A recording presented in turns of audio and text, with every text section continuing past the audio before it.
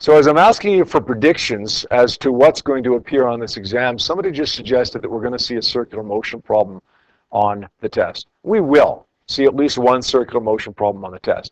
We know that when we're dealing with circular motion, we can find the speed of an object undergoing circular motion by using the equation 2 pi r over t.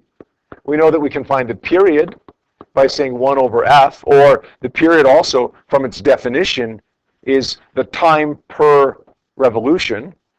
The frequency, by definition, is the number of revolutions per unit time. But we also know that along with circular motion goes these two equations. A is equal to v squared over r, the centripetal acceleration, the acceleration that directs it toward the center of a circle. And of course, we've got the centripetal force here as well, which is the force that directs it toward the center of the circle. As opposed to centrifugal force. You guys remember the whole deal with centrifugal force? With the F instead of the P? Centrifugal instead of centripetal? The force that directs it outward? What's the deal with that centrifugal force? The force that pushes an object outward as you're going around a circle. We talked about this, I believe, after our unit test, and I think Fraser had a comment about that, or I can't remember exactly what it was, but Rucker? Yeah, it's a pseudo force, which means it's not a real force, right? It's a pretend force. It's a force, it's really your inertia that's taking you in a straight line combined with the centripetal force. It just feels like you're being pushed to the outside of the circle. All right, so what kind of problem could we get involving these four equations? Okay, what kind of problem could we get involving circular motion? Well, maybe we get something as straightforward as a person is running around a track. Okay, a person is running around a track of radius 100 meters. He makes 4 revolutions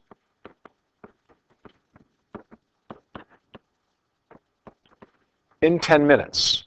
Okay, he's a little slow. He makes 4 revolutions in 10 minutes. His mass is 65 kilograms.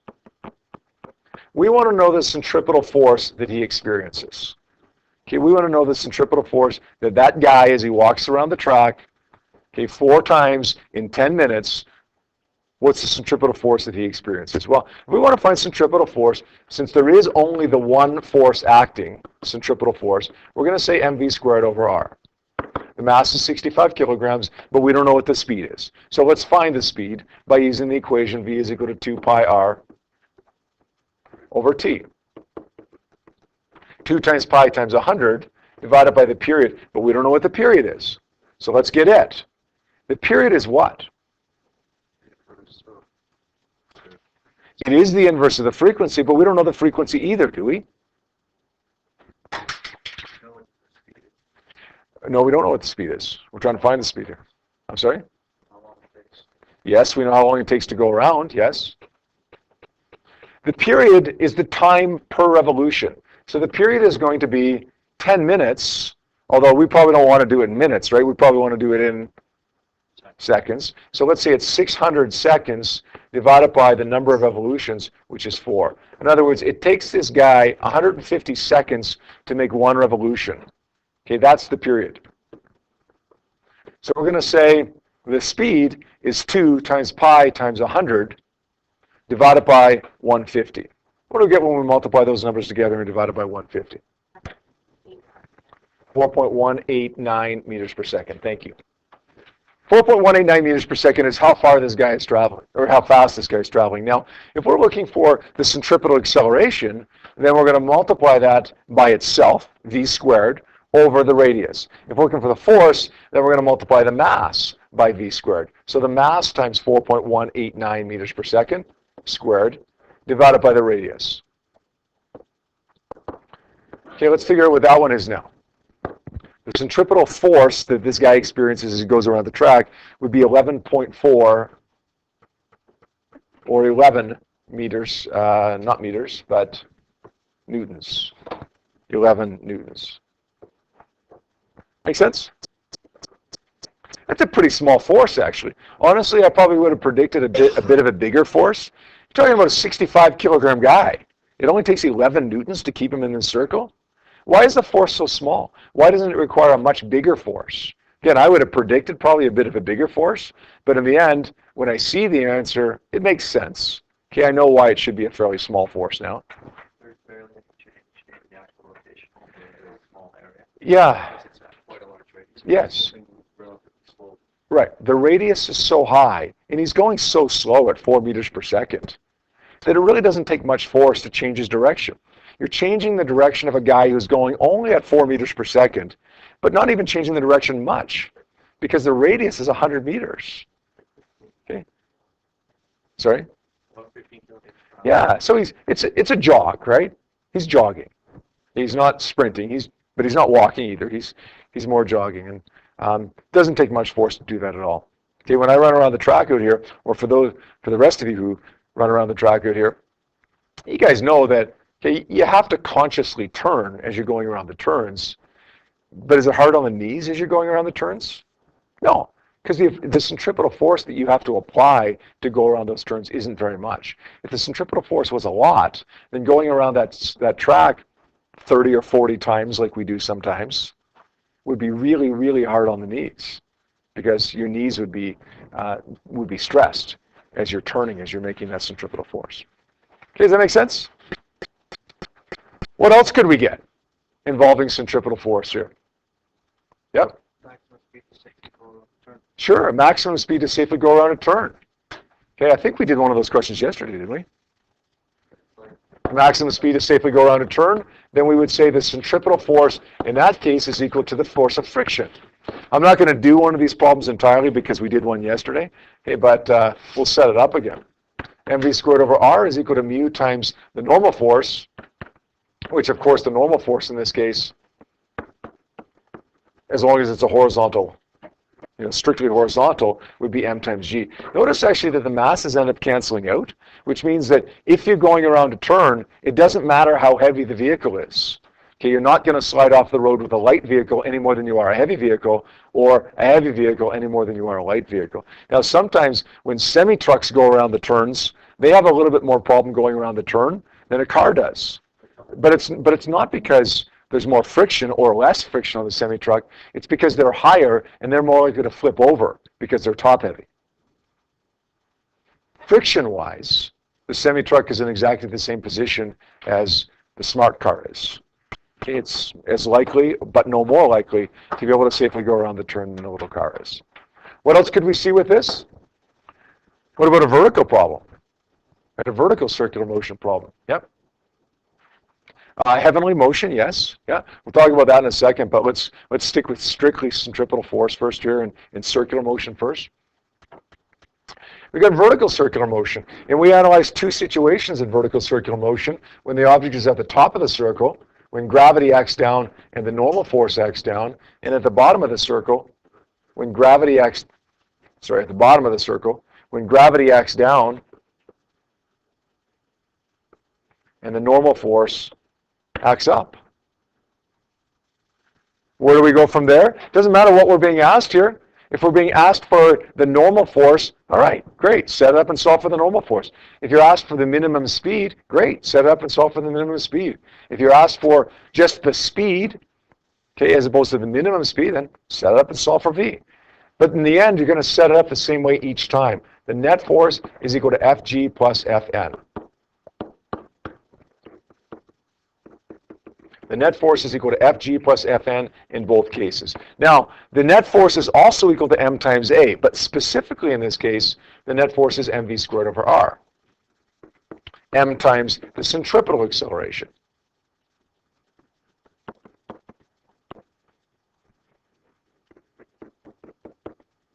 Now, at this point, you plug in your numbers. You plug in your numbers and solve.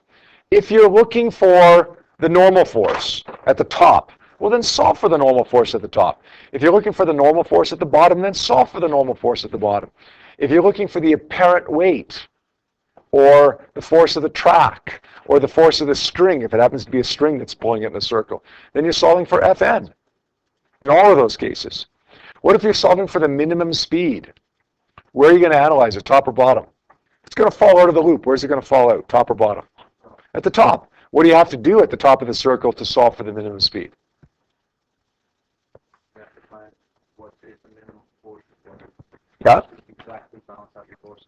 Yes, but The one force that we don't have to pay any attention to is the normal force. Remember, we swung the keys around. As we slowed them down, the normal force provided by the string on the keys becomes less and less and less to the point when you're going to minimum speed.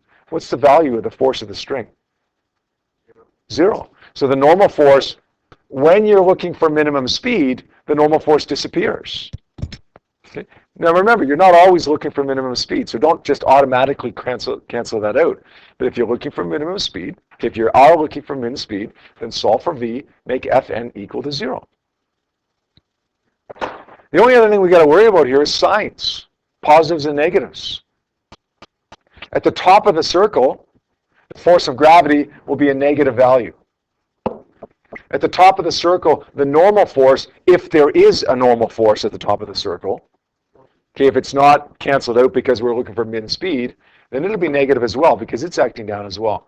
The centripetal force, once we plug numbers in, we need to make it a negative number as well. Because the centripetal force always acts toward the center of the circle, and the center of the circle is downward from where you are. At the bottom of the circle, gravity is still a negative value.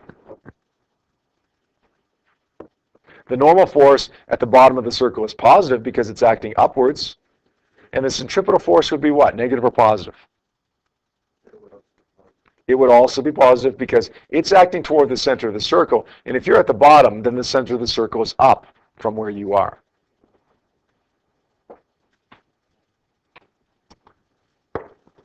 I'll put that back on that page in just a second here, okay? We started off the circular motion thing with this problem. Okay, the idea of, look, you're given a bunch of things, revolutions, time, and so on, it's radius, mass, and solve for the centripetal force. Okay, then we talked about the FC is equal to FF thing, right? The speed, the max speed that the car can go around a turn without falling off, without sliding off. And then we talked about this vertical circular motion stuff. Okay. I guarantee you something that's on those 3 pages will be one of the questions, one of the written response questions on your exam. Okay, something that's on those 3 pages that we just did will be written response number 5. Written response number 5. On your exam.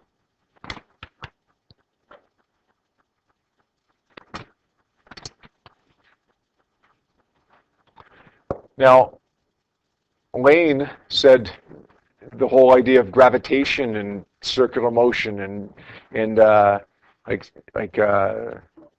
planetary travel or planetary motion and that sort of stuff can be something that could appear. Absolutely, it could. Okay, absolutely, it could appear. Now, when we do that, usually we often talk about the motion of planets around the sun experiencing a centripetal force caused by gravity, but in the end, that works for satellites as well, right? Satellites going around the Earth or satellites going around some other planet as well. In the end, if you're analyzing any satellite going around anything else, then we're going to set FC, because there is a centripetal force as that object moves in a circle. We're going to set FC equal to Fg, right. Now, the centripetal force is going to be mv squared over r. The force of gravity is technically m times g, right? That's technically correct. What's the problem, though, with using mg for the force of gravity when you're talking about a satellite going around the Earth or the Earth going around the sun? Gravity is not 9.81 there, right? Okay, if you're talking about an object on the surface of the Earth, it's pretty safe to assume that little g is 9.81. But if you're talking about a satellite that's several thousand kilometers above the surface of the Earth, or the moon, which is even further, then g is not 9.81. If we knew what the value of little g was, then this would be absolutely valid. The problem is we don't. So, instead of setting it equal to m times g, we'll set it equal to g m1 m2 over r squared. That's an equally valid equation, but it's a more general equation. We don't have to know the value of little g. We don't have to know what 9.81 becomes somewhere else. Now, one of the r's cancels, right? Because we have 1 on this side and we have 2 on this side. This disappears, and then the little square disappears. It becomes mv squared equals gm1 m2 over r. Now, one of the masses also cancels. What mass is it that's just canceled? This mass on the left-hand side was the mass of what? Was that the mass of the thing that was orbiting around? Let's say the mass of the satellite? Or was that the mass of the planet? Right here. Mass of satellite or the mass of the planet? Mass of satellite, good. Okay, mass of the satellite. Now, what about these ones over here? One of these is the mass of the planet, and then one of these is the mass of the satellite. The one we can cancel is, of course, the mass of the satellite that appears on both sides. What do we have left? The mass of the planet. Or it could be the mass of the sun if something's orbiting around the sun. My equation ends up being v squared is equal to g times mp over r. And a lot of times we'll just rearrange that. We'll get g times m over r, and then square root that. So this works if you've got a satellite going around the Earth. I spell satellite. Is it one T? One T or two T's? If it's a satellite going around the Earth, or if it's a planet going around the sun, okay, which is a satellite, a natural satellite, or if it's the moon going around the Earth, or if it's any object revolving around any other object due to gravity. Okay? What does this have in common with something that we did just a couple minutes ago? With this one? It's circular motion. There's a centripetal force acting on the object going in a circle. It's caused by something else. In the case of the car going around the turn, the centripetal force, mv squared over r, was caused by friction. So we set mv squared over r equal to friction. In this case, the centripetal force on the moon going around the Earth, because it's going in a circle, more or less, it's caused by another force. In this case, it's caused by gravity. So in this time, we're going to set mv squared over r equal to the force of gravity, gm1 m2 over r squared. Yep. Actually, planetary orbits, won't they ellipse? Yes. Yes, they are. We talked about that when we did Kepler's laws, right? The first of three Kepler's laws, the law of the elliptical orbits. When planets revolve around the sun, they're not going in perfect circles. They're going in ellipses, right? It's much easier for us to analyze if we pretend they're going in circles. And you know what? They're close enough to going in circles that this works pretty well for us. I had a professor in my second year university. He defined physics in this way. He defined physics as the art, not the science, the art of making the right approximation. That's what physics was to him, the art of making the right approximation. And I like that definition, actually. It's stuck with me for the last 20 years or so.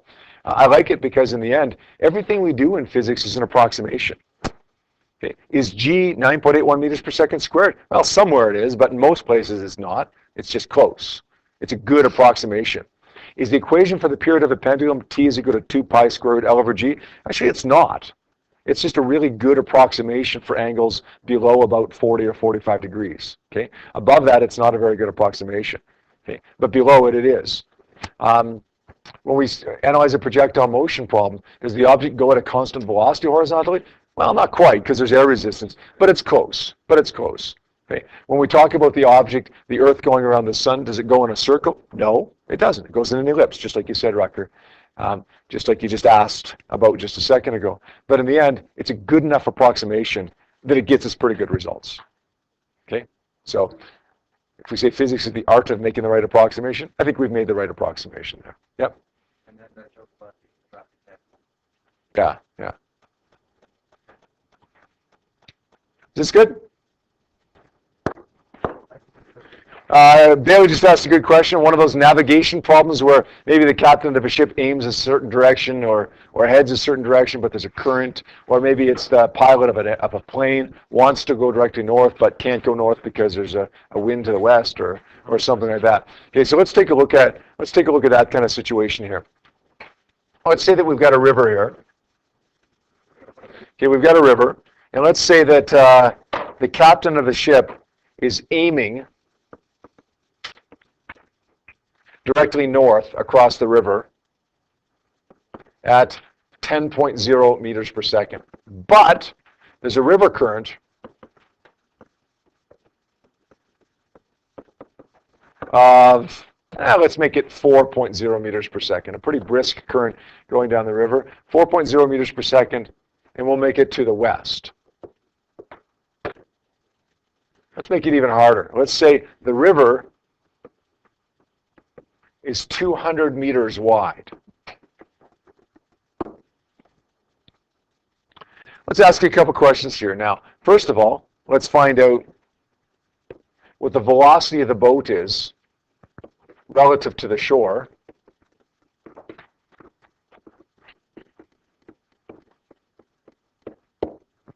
And second of all, let's find out how far downstream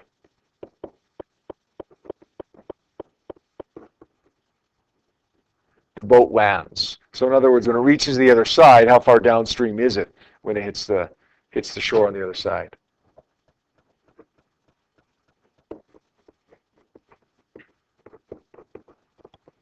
Okay, the first one is probably the easier part here. The velocity of the boat relative to the shore. First thing we need to do is draw a vector diagram for this.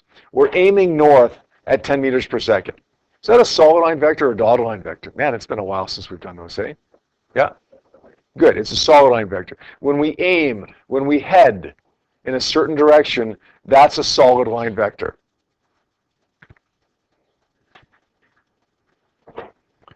We aim at 10 meters per second, solid line vector. Let's draw that in. Now we have a river current of 4 meters per second to the west. We know that's drawn to the left, but is it drawn to the left as a solid or a dotted line vector? Solid. If there's a river current or a wind or something like that that takes you off course, then we're going to make that a solid line vector as well. We're going to draw that up here so that it's drawn head to tail, just like this. Okay, we're going to label it as 4.0 meters per second. These two vectors, think about this. The dotted line vector, the resultant vector, is where I actually go, or the resultant velocity, or where the boat goes relative to the shore. These two vectors are what contribute to that. These two vectors are what give me my resultant vector. If I aim to the north, and there's a river current that's to the west, then those two things combined will force me to go in whatever direction that I find with my resultant velocity. Okay, which I'm going to make my dotted line vector here, and I'm going to label from start to finish. Okay, this is what I'm trying to find here.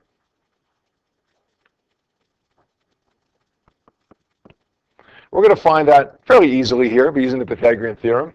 It's 4.0 squared plus 10.0 squared. Okay, 4 squared is 16, 10 squared is 100. It's going to be the square root of 116, which is 10 point, what? Right? 11 meters per second rounded to 2 digits. Okay, 11 meters per second rounded to 2 digits. Now, since we're looking for velocity, velocity is a vector. So we should have the direction as well. And the angle is going to give us the direction. It's found by the inverse tan of opposite over adjacent, 4 over 10. What is the inverse tan of 4 over 10?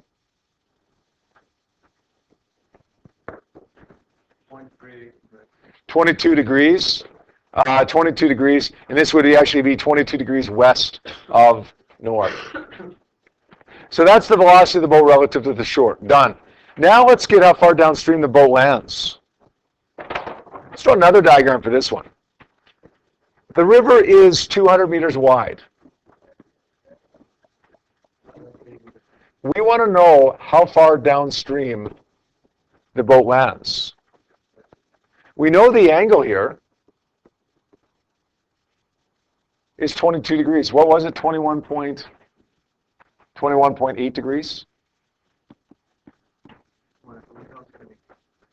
Now, you got a couple of options here to find out how far downstream it lands. You can use this diagram that we've just drawn here and say 10, 21.8 degrees is equal to how far downstream, that's the question mark, over 200.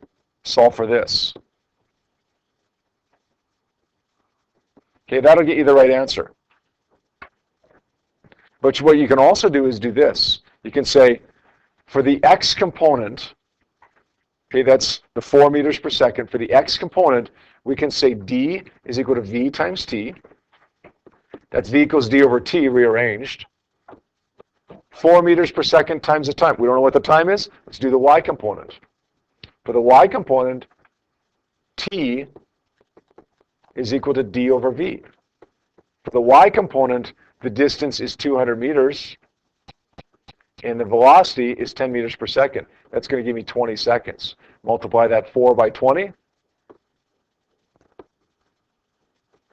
and we're going to get a displacement of 80 meters. If we do it this way, we're also going to get 80 meters. So either way works there.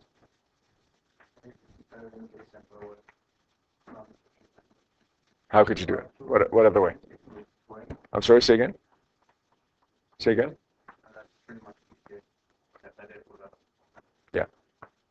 You said 10 to 200 is the same as 4 to x, right, as a ratio, basically, which is essentially what I did as well, except I put a little bit more of a physics spin on it and less of a math spin. You put more of a math spin and less of a physics spin. But that's right. I mean, I'd mark that right, as long as you showed your work for it. Request from Laura to do an elevator problem. Let's take a look at that. Let's say that there is a 70-kilogram guy in an elevator, and let's say that that elevator is accelerating downward. Okay, it's speeding up in the downward direction. It's accelerating downward at 2.0 meters per second squared. We want to find the guy's actual weight, how heavy he really is, and we want to find his apparent weight, how heavy he feels. All right, first things first, the actual weight is easy. We don't have to worry about whether it's an elevator problem or whether it's a guy standing on the moon problem. Okay, the actual weight is simply found by multiplying m times g.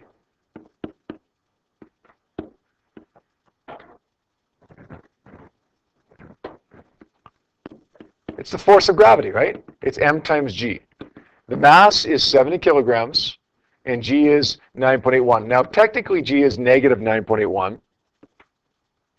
I think it's 686.7. Thank you. Technically, little g is neg 9.81, but when we're finding weight, if we want to make it positive, that's okay to say the weight is positive 686.7 newtons. If you made it negative, I wouldn't mark it wrong, even if you wrote it down as a final answer as negative. But usually we talk about weight, we talk about a positive weight, right, not a negative weight. We're going to round that, by the way, to 2 digits. So it's going to be 6.9 times 10 to the 2 newtons. Now comes time for the apparent weight. Now comes time where we have to actually analyze the elevator. Here's the guy in the elevator. The guy experiences two forces. First of all, there's a force of gravity acting down, and there's a normal force acting up. Why do I have the gravity force drawn bigger than the normal force here? Yeah, if he's accelerating downward, the downward force has to be bigger than the upward force, right? So gravity is a bigger force than the normal force acting up here. Let's analyze this. Let's say F net is equal to the sum of the forces Fg plus Fn. Let's say m times A is equal to mg plus Fn. Remember in those circular motion problems, it was mv squared over r is equal to Fg plus Fn.